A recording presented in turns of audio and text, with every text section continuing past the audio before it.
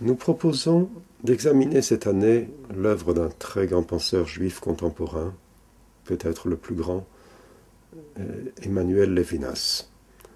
Cette œuvre est considérable par à la fois sa profondeur et le nombre de publications de ce très grand philosophe, et en même temps par la multiplicité des commentaires qu'il a suscités. Nous proposons de l'étudier en suivant le fil d'abord de la vie d'Emmanuel Levinas, et ensuite en examinant divers thèmes essentiels à cette pensée. Nous essayerons de le faire de la façon à la fois la plus claire, la plus exhaustive, et en même temps sans pour autant ignorer les difficultés et les questions posées par cette pensée. Pour cette introduction, ce chapitre d'introduction, nous allons tout d'abord nous attacher à la vie d'Emmanuel Levinas en très grandes lignes. Emmanuel Levinas, un juif dans son siècle. Dans une deuxième partie, nous allons traiter de la présence ou de la façon dont Emmanuel Levinas s'insère dans l'histoire spirituelle de l'Europe, à la fois juive et non juive. Et dans une troisième partie, nous allons réfléchir à la résonance dans son œuvre à la fois de cette vie et de ce parcours de juifs européens. Donc, tout d'abord, nous allons commencer à réfléchir à cette figure d'un juif présent à son siècle. Le siècle de Levinas. Le siècle de Levinas, on pourrait bien dire, c'est le XXe siècle, c'est ce siècle qui va de la naissance du philosophe en 1905, fin de l'année 1905, à sa disparition en 1995.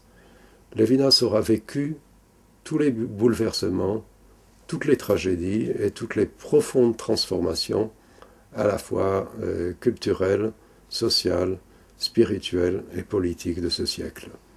Il aura vécu, enfant, la première révolution bolchevique, et puis ensuite la guerre mondiale et la révolution russe. Il aura vécu ensuite l'émigration et la découverte de la France, découverte ensuite de l'Allemagne et de la philosophie allemande en ce début de siècle. Il aura vécu les affres de la Shoah, la Deuxième Guerre mondiale, la captivité, le retour en France après la captivité, et la création de l'État d'Israël. Et il aura vécu également la reconstruction du judaïsme français, la communauté juive française. Et il aura été un participant actif et extrêmement important et mobilisateur pour la reconstitution de l'enseignement juif en France, la diffusion de la culture juive, de la tradition juive, dans un public extrêmement étendu, vaste, juif et non juif.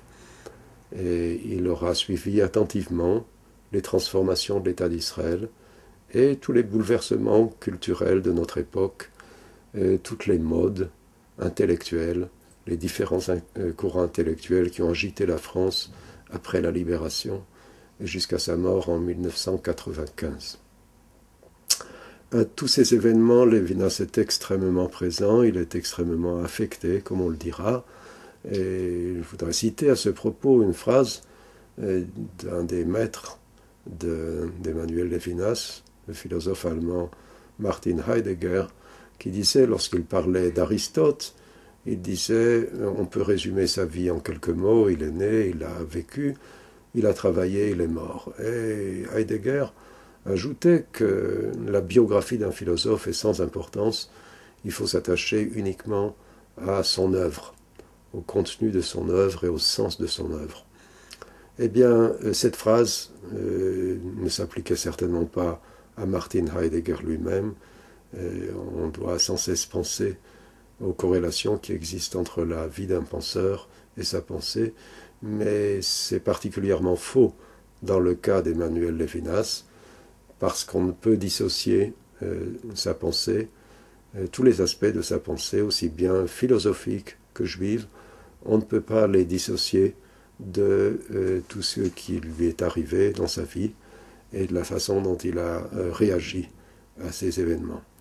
On ne peut pas détacher l'œuvre d'Emmanuel Levinas à ses origines, en tant qu'enfant juif russe, la façon dont il a reçu cette éducation, à la fois cette double éducation juive et russe, la façon dont il a perçu les événements qui ont bouleversé la Russie, la façon dont il a vécu sa séparation d'avec la Russie, avec sa famille, qui allait être emportée dans la tourmente, la façon dont il a vécu cette interguerre entre la Première et la Deuxième Guerre mondiale en France, dans, comme il le dit, le pressentiment de l'horreur qui se préparait, la façon dont il a vécu ces années de captivité, qui ont été pour lui une sorte d'incubation intellectuelle, ses premières grandes intuitions propres,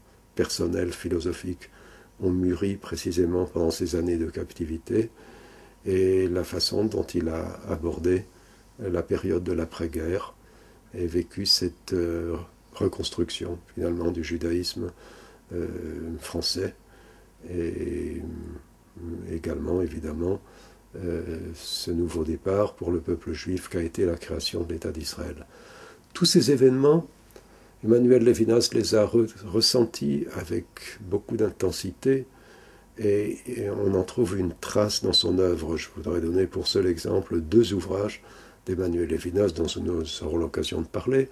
Le premier est Difficile liberté, qui est un recueil d'essais, d'articles publiés dans diverses revues juives françaises et qui témoigne de l'extrême attention du philosophe à l'actualité, de la façon qu'il a, à la fois de façon extrêmement réfléchie, extrêmement profonde, mais en même temps très attentive, très perspicace, façon dont il réagit à des événements qui affectent aussi bien la communauté juive française que l'État d'Israël, ou on pourrait le dire, l'humanité contemporaine. Et un deuxième ouvrage qu'on pourrait citer à ce propos, c'est le recueil intitulé Nom propre, dans lequel Levinas consacre chaque chapitre à une grande figure du judaïsme au XXe siècle, qu'il s'agisse du romancier Agnon, qu'il s'agisse du philosophe Buber, qu'il s'agisse du poète Paul Celan. On voit que les intérêts de Levinas sont extrêmement divers, couvrent finalement, on pourrait dire, tous les champs de réflexion et d'existence du peuple juif contemporain. Donc, tout cela atteste le fait que Levinas est un homme de son siècle, est un homme qui vit les drames, les enjeux de son siècle, et qui assume les responsabilités d'un juif vivant intégralement dans son siècle. Le temps du ghetto, pour lui, est terminé. Il s'agit d'un judaïsme qui est ouvert, on pourrait dire, à tous les vents de la civilisation, parfaitement conscient de son apport, mais parfaitement conscient des questions qui lui sont adressées et qui viennent d'en dehors de la communauté. Et à ces questions, le judaïsme doit trouver, sinon des réponses, en tout cas des éléments de réflexion, de façon à enrichir le débat et à faire entendre une voix qui est souvent ignorée, qui n'a pas été entendue et qui n'a pas toujours su trouver un langage qui puisse parler aux contemporains. Donc cela, c'est notre premier point. Et le deuxième point, c'est Levinas en tant que juif européen. Juif européen en quel sens ? Eh bien, il faut dire que Levinas se trouve au confluent d'au moins 4 cultures. Il y a tout d'abord la culture juive qu'il a reçue dans son enfance. Il faut souligner que la famille Levinas, son père qui tenait une librairie, une papeterie, dans la ville lituanienne de Kovno. Son père était un juif, qu'on pourrait dire un juif moderne, Certains diraient qu'il était déjà par son inclination pour la culture russe et pour la langue russe, était déjà d'une certaine façon assimilé à cette culture, sans pour autant avoir renoncé à ses racines juives auxquelles il tenait énormément. Et donc il a su transmettre à Lévinas, d'une part, une base solide dans l'enracinement dans la tradition. Lévinas aimait raconter que dans tous les déplacements de la famille, qui a été un peu ballottée à la suite de la Révolution, la famille Lévinas s'est engagée dans une sorte de pérégrination à travers la Russie, où ils ont fui la ville de Kovno, qui a été occupée par les Allemands dans la Première Guerre mondiale. Ils se sont déplacés en direction de l'Ukraine, dans la ville de Kharkov, où Lévinas a poursuivi ses études secondaires, et puis ensuite de retour à Kovno après la guerre, après la Révolution, où il a intégré une école juive, un lycée juif, et terminé là-bas ses études. Eh bien, pendant toute cette période donc, de formation, la famille Lévinas avait toujours pour souci, les parents du jeune philosophe avaient toujours pour souci de lui donner un maître, un précepteur qui lui enseignait le judaïsme, la langue hébraïque, la Bible, le Tanakh. Donc cela était extrêmement présent, extrêmement fort dans son enfance et dans son adolescence. Mais par ailleurs, la famille était déjà ouverte à la culture, à la civilisation russe. Lévinas a suivi donc des études lorsqu'il était encore à Kovno, des études dans le lycée russe, et il a acquis un bagage, son premier bagage intellectuel, et est resté toute sa vie durant extrêmement attaché à la langue russe, à la littérature russe, et à tous les échos que suscitait en lui cette littérature. Lévinas l'a dit souvent, il le disait avec humour, avec ironie. Il disait souvent, est-ce que la lecture de Tolstoï, de Pouchkine, de Gogol, de Dostoïevski est une bonne préparation à la philosophie? Il ne répondait pas à cette question, mais il laissait tout de même entendre que c'était, après tout, peut-être une façon intéressante et stimulante pour lui d'entrer dans la problématique humaine qui va être celle de sa philosophie, plutôt qu'à travers des théories, des systèmes ou des idées abstraites. Donc, déjà, vous savez, depuis le départ, il y a cette double formation, à la fois juive et russe. Pour la formation juive d'un jeune élève vivant donc en Lituanie, il y avait toute cette immense tradition qui a été placée, Lévinas le disait aussi souvent, sous le signe de la figure emblématique du Gaon de Vilna, un très grand maître du Talmud au XVIIIe siècle. Le judaïsme lituanien, nous aurons l'occasion d'en parler, le judaïsme lituanien est un judaïsme extrêmement porté sur l'étude, sur la méditation, sur les textes, la réflexion, l'étude, essentiellement l'étude du Talmud, de façon très intense et très rigoureuse. Et la vie spirituelle est essentiellement une vie d'étude. Et Lévinas a gardé toute sa vie cet amour de l'étude qu'il avait reçu dans son enfance et dans son adolescence. Une étude à la fois qui se faisait dans la fidélité à la tradition, mais en même temps dans un esprit ouvert et critique, un esprit de réflexion. Lévinas s'en retirera de cela aussi, on aura beaucoup à parler, à réfléchir. Il en retirera une certaine conception du Talmud, qui n'est pas une conception dogmatique, une conception très ouverte, ouverte à la discussion, à la réflexion, et il retirera de cela une vision du Talmud comme une sorte de formes d'expression et de pensée, d'existence religieuse, essentiellement,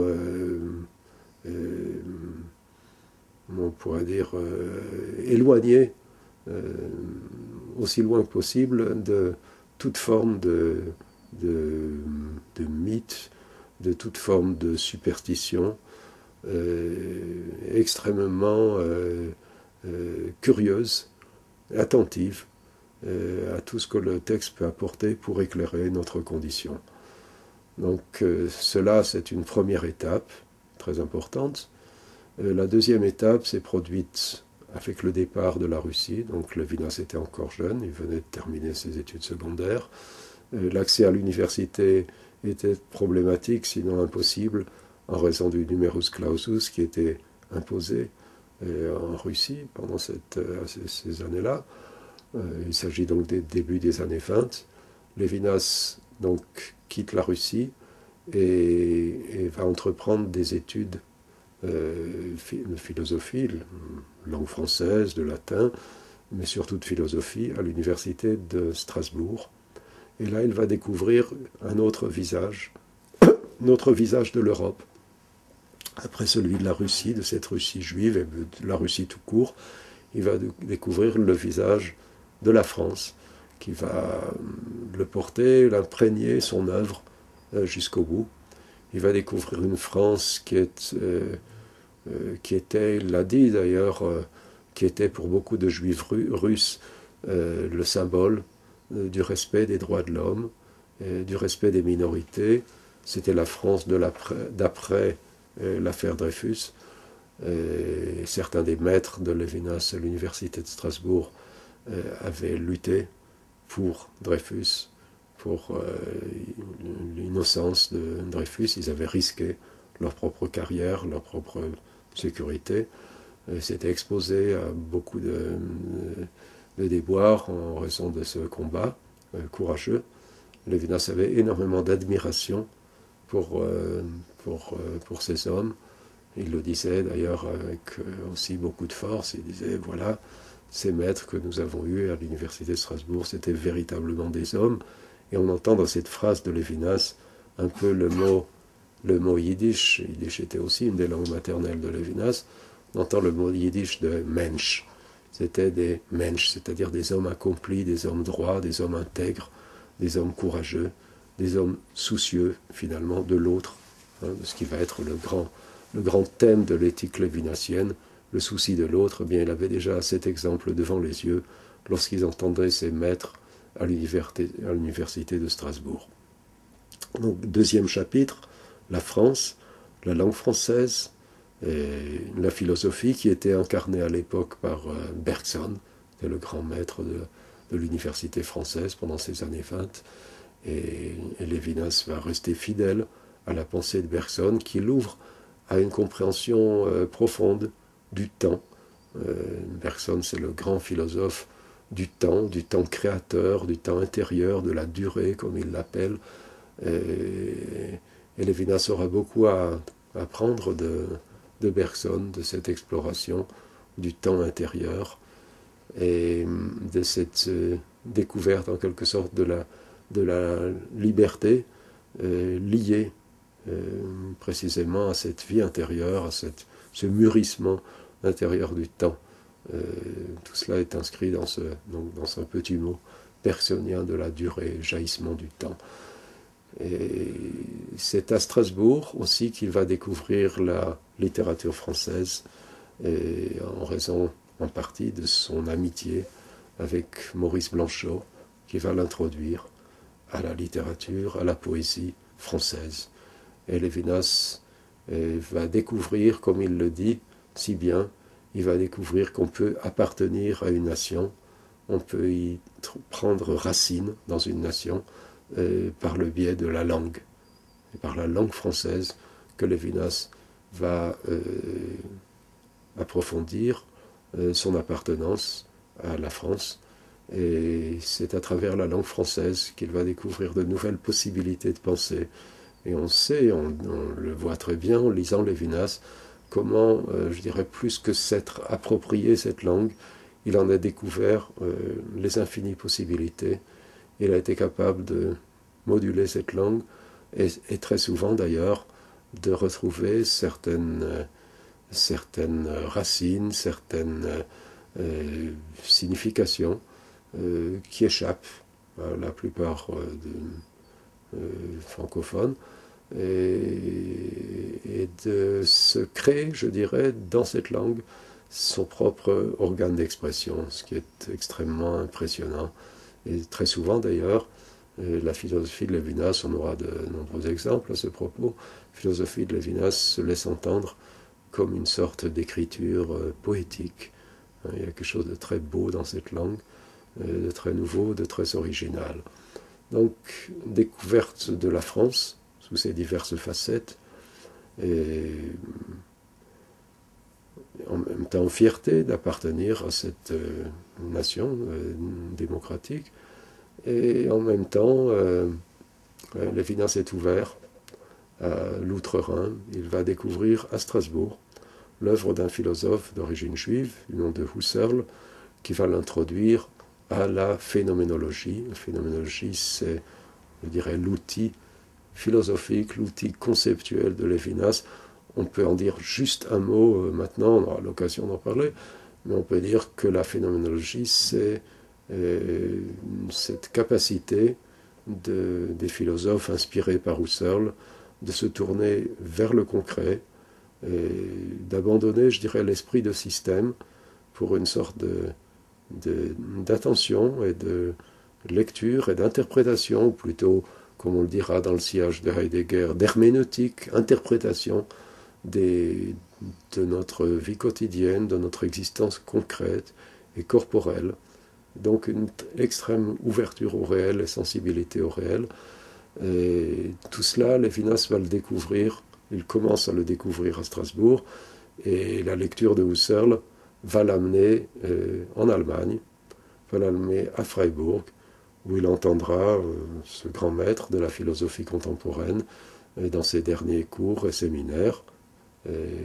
Et puis, il y aura la découverte du successeur de Husserl, Martin Heidegger, dont l'œuvre extrêmement importante, mais extrêmement problématique, va, je dirais, à la fois nourrir la pensée de Lévinas et en même temps la hanter, puisqu'il y aura ce grand drame dans sa relation à Heidegger, c'est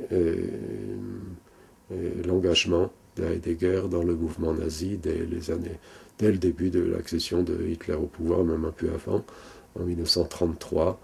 Et Lévinas aura à faire, je dirais, une sorte d'examen de conscience. Ce sera un total bouleversement pour lui que de devoir réfléchir à cette extraordinaire contradiction entre la profondeur, l'originalité d'une pensée et en même temps son engagement au service de l'abomination nazie. Donc tout cela, c'est ce bref séjour, finalement assez court, que Lévinas va faire en Allemagne, qui va le confronter à ce double aspect de la phénoménologie sous la figure de Husserl et de la figure de Heidegger. Et puis ensuite, il y a le retour, retour en France, après cette année à Freiburg. Il y a le retour en France, il y a toute cette période de l'entre-deux-guerres, où Lévinas publie ses premiers essais juifs, sur Maïmonide entre autres, où il fait ses premières armes dans l'administration de l'Alliance israélite, un poste qu'il retrouvera après sa libération, dans les années d'après-guerre. Donc, premier souci de Lévinas pour la communauté, un engagement communautaire, un engagement pédagogique et une intense activité culturelle pendant ces années de l'entre-deux-guerres, découverte de certains cercles intellectuels importants à Paris, et publication de ses premiers essais philosophiques de l'évasion, et puis de sa première réaction à la montée du nazisme en Allemagne, les réflexions sur ce qu'il appelle à l'époque la philosophie de l'hitlérisme, donc des essais à la fois brefs et importants, où s'esquisse une pensée au fil de l'événement. Ça, c'est un point très important. C'est-à-dire que Levinas a reçu en Allemagne des outils conceptuels après l'étude de Bergson, donc cette étude de Husserl et de Heidegger, lui donne des outils conceptuels, mais ces outils conceptuels vont être aussitôt utilisés pour une lecture de la réalité, pour un essai de compréhension de la réalité qui est extrêmement stimulant, et de premières ouvertures. Et sa pensée va mûrir précisément pendant les années de captivité. Parce que pendant toute la guerre, il sera captif dans le stalag, éloigné de sa femme et de sa fille, et sans nouvelles de sa famille en Russie. Et ces années seront pour lui, c'est très étonnant à dire et à penser, mais ces années tellement terribles seront pour lui des années de mûrissement intellectuel, un mûrissement intérieur, des lectures assez inattendues d'ailleurs, plus littéraires même que philosophiques souvent. Ce sont des années d'écriture. On a maintenant un journal qui était tenu par Levinas pendant sa captivité. Et dès son retour, il pourra publier ses premiers essais personnels de l'existence à l'existant, le temps et l'autre. Donc des petits livres qui indiquent une nouvelle direction. Et le point de départ de cette réflexion, c'est justement cet essai que Levinas va poursuivre pendant toute sa vie, de comprendre où finalement la philosophie a chopé, pourquoi une société qui était imbibée de culture et d'une très haute civilisation n'a pas pu échapper à ses démons, n'a pas pu résister à l'emprise de Hitler et du fascisme nazi. Pourquoi cette défaite est à la fois une défaite politique, sociale, morale? Pourquoi cette débâcle morale? Tout cela, ces points d'interrogation vont obliger Levinas à une sorte de relecture de la philosophie, et à la fois à la recherche des points forts et la compréhension des points faibles de la philosophie occidentale, et en même temps, une sorte de réappropriation de son propre judaïsme. Cela se produira après la guerre, sous l'impulsion d'un maître assez étonnant dont on aura parlé, celui qu'on appelait Monsieur Chouchani. C'est un homme qui est une sorte d'incarnation du juif errant. Et les années d'après-guerre vont être les années de plein épanouissement de la pensée d'Emmanuel Levinas. Et lire ses livres, c'est à la fois lire cette œuvre très personnelle, et en même temps c'est entendre dans cette œuvre personnelle des accents de tous les drames qui ont bouleversé le judaïsme au XXe siècle, et de tous les drames de la civilisation contemporaine. Donc de tout cela on aura parlé, mais un tout petit dernier point. J'ai dit que la pensée de Levinas est une pensée qui vit dans son siècle. C'est la pensée d'un juif européen, donc, qui a traversé tous ces grands courants de civilisation, et c'est aussi une pensée qui résonne à l'événement. C'est une pensée qui est toujours à l'écoute. Levinas, on pourrait dire, il a des oreilles, il écoute, il entend, et il réagit. Et ça, c'est très important. Il vibre avec l'événement, qu'il s'agisse de la Shoah, à laquelle il n'a cessé de penser, qu'il s'agisse de l'État d'Israël, qui n'a cessé d'animer, d'alimenter sa réflexion et ses écrits, qu'il s'agisse de la reconstruction du judaïsme contemporain après la Shoah, et qu'il s'agisse de ses attentes par rapport aux générations qui montent, et de la transmission d'un judaïsme extrêmement vivant et extrêmement vibrant.